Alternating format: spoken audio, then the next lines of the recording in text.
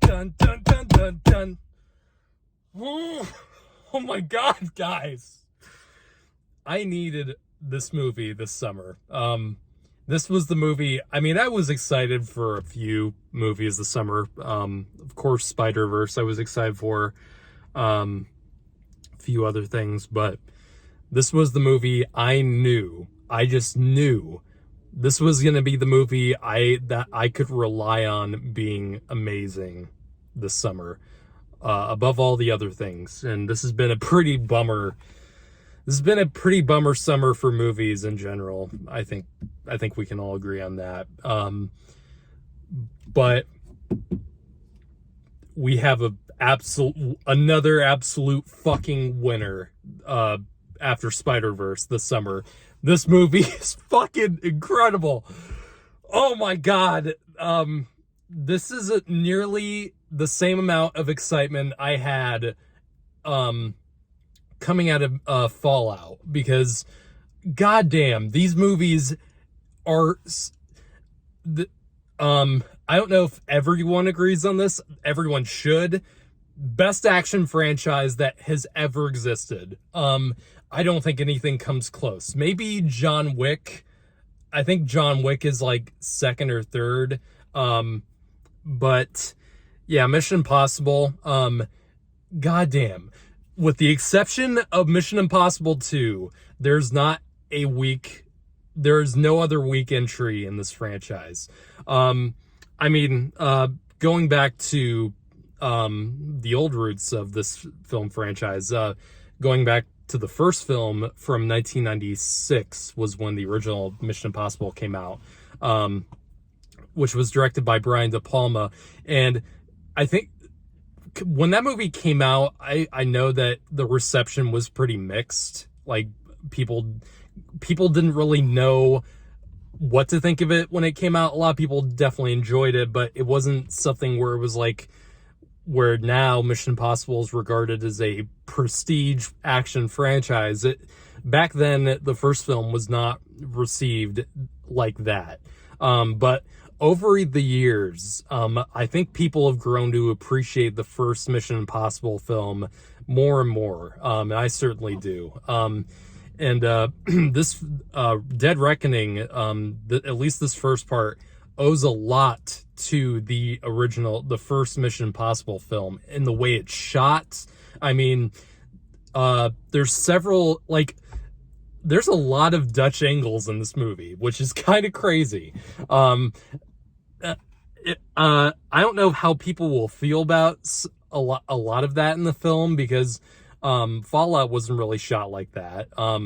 At least the ones that Chris McQuarrie has done. Rogue Nation wasn't really shot like that. This film is shot very differently, because all the dialogue scenes are filmed with very distinct Dutch angles, and there's a lot of close-ups where they're placed to the far third of the screen, and sometimes it flips the 180 degree rule, which is definitely a choice. I personally love that, because I like how the first Mission Impossible movie is shot, because I love Brian De Palma, and I adored that kind of about this movie. I don't know how everyone else will feel about that, because some film like purists will be like, this movie breaks so many rules in terms of cinematography. I don't care. You have to break the rules sometimes. But yeah, Fallout, in my opinion, one of the best action films I've ever seen in my life. I literally, every time I've watched that film, I just feel exhilarated. Like, very few action films, like nowadays, even the good ones, they don't give you that kind of excitement that something like Mission Impossible Fallout does. Movies like that, or Mad Max Fury Road, stuff like that, movies like that really do go above and beyond in terms of thrilling the audience and going above and beyond with the spectacle. And spectacle that doesn't require CGI, which is becoming so few and far between now. And I'm so glad that Tom Cruise just still continues to deliver the goods. I would love if this movie has the same box office kind of performance or success that Top Gun Maverick did. I know it probably won't, because Top Gun Maverick was something that was unique because the first film was like 30 years before it, and with Mission Impossible, it's like we have, this is the 7th one. It's like, even though people love it, it's probably not going to be the thing that's going to draw everyone to it like Top Gun Maverick will. But in terms of if it deserves it, absolutely yes, this movie deserves to have insane box office success, because this film is everything that people have wanted in an action film, that I think they've wanted this whole year. I mean, John Wick 4 and this movie, I think, are the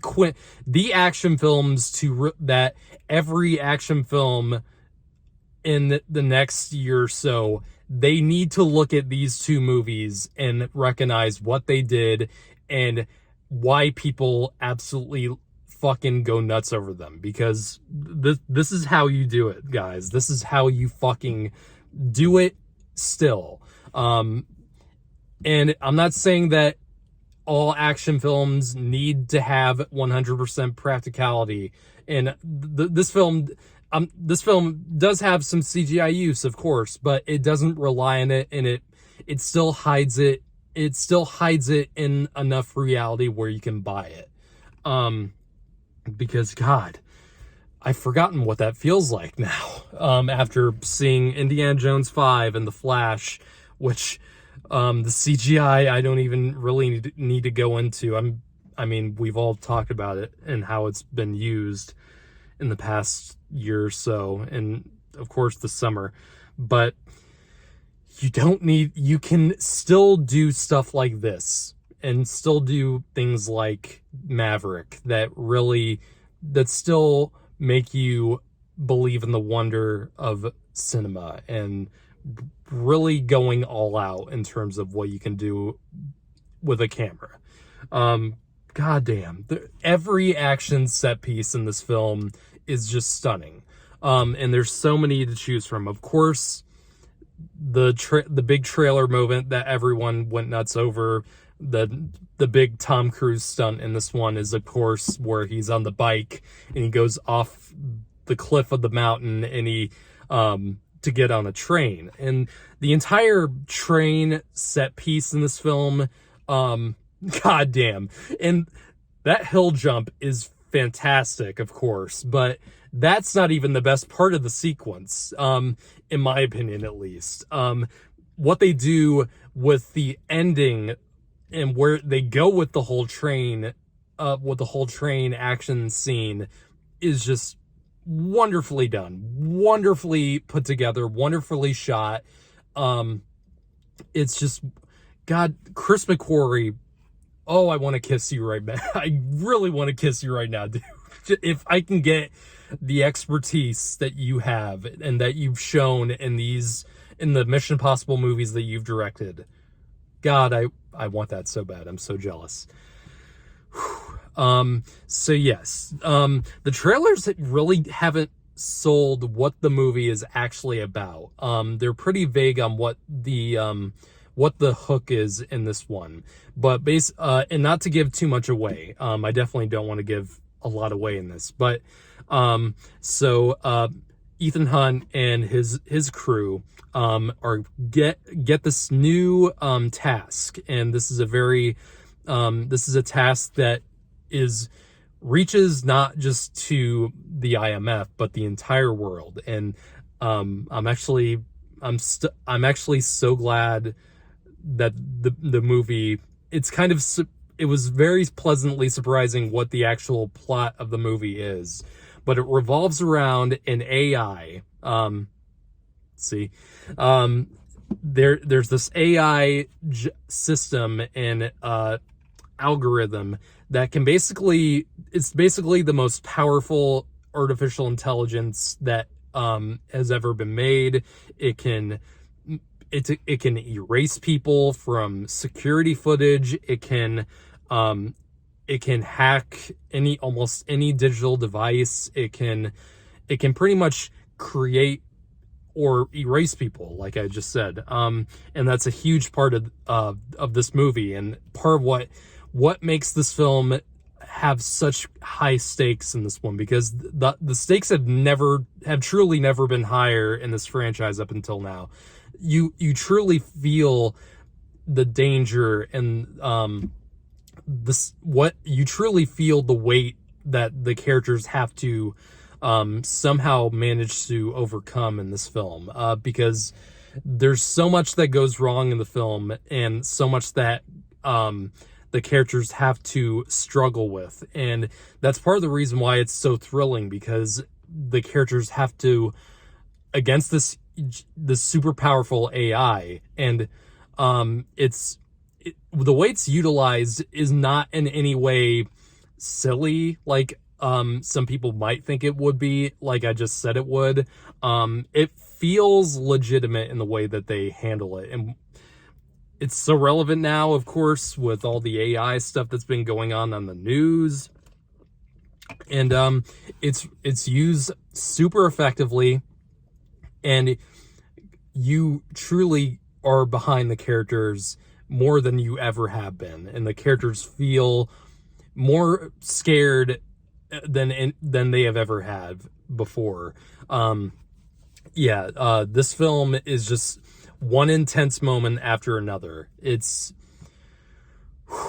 I'm at this moment right now, I'm having trouble deciding what I think I still like Fallout more, because I've sat with that film more, and I think that film is still one of the greatest action films ever made.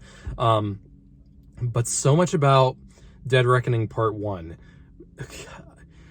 I have no fucking idea if they can even get any better, but I know they will. If Part 2 sticks the landing like this film did, I will be speechless. It's really hard to tell which one, because I like I said, I love Fallout so much, and I'm still kind of biased towards that right now, but so much about this film is so well constructed, and there's so much effective storytelling in this one. There's so much great use of camera work. I mean, the cinematography, like I said, in this is fantastic, and it sets it apart from the other movies. This movie brings back a few familiar players, like it brings back Henry Czerny from the original Mission Impossible, but it also introduces a new villain, who is his name's S.I. Morales, I think is the actor's name. You've seen that guy before in some stuff. Great villain. This guy might honestly be my favorite Mission Impossible villain. And there've been some good ones here and there. Mission Impossible isn't really known for their villains. I did really like Henry Cavill in the last movie. What's his name? The bad guy for Mission Impossible 5, who of course was in Fallout. Really great villain too. The way this guy plays, the character's name is Gabriel, is super intimidating. This character played by any other lesser actor, if this character was played by a worse actor, he could have just come off as just a generic, silly villain, over the top villain. The way this guy plays it is super believable. You believe that this guy knows a lot, that the characters like Ethan Hunt and his crew, you believe that he knows something big, and that what is about to be revealed is something that we don't really know what the huge what is at stake with what the AI can do. The part 2 will go into that more, but it's gonna be insane. So yeah, a tremendous villain. You have newcomers like Hayley Atwell, who is fantastic in the film. Her and Tom Cruise play off each other so well. Vanessa Kirby is back in this. She's great. I've really come to love the crew that we've come to know since Ghost Protocol, with Simon Pegg and Ving Rhames and all those guys. They're still so great. And I feel more attached to this family than I think I have with the Fast and Furious family. I'm sorry, Vin Diesel. I'm sorry. This for me is the more effective family unit in an action film. I don't really know where else to go because I don't want to give anything else away. This film is just, it's fucking good. It's super entertaining. It's so well put together on a filmmaking level. It's the kind of action film that they only make very so often, and I think that's only when a new Mission Impossible is released. And I still need to do a review on Extraction 2, which overall I did enjoy Extraction 2. But for me, the Extraction films don't have the characters that I really like connect to. Even with Extraction 2, which I think is better than the first Extraction, in the action scenes in both are fantastic. I still don't really get attached to almost any of the characters, even Chris Hemsworth. The characters in the Mission Impossible films I've really come to love, and I know a lot of people don't go to these movies for the characters. They go for the action, they go for the stunts and stuff, but the characters really do sell the danger, especially in this one. So I'm giving this a 10 out of 10, man. This film is fucking fantastic, and if you don't see this film in theaters, I'm gonna yell at you if I ever meet you. Bye.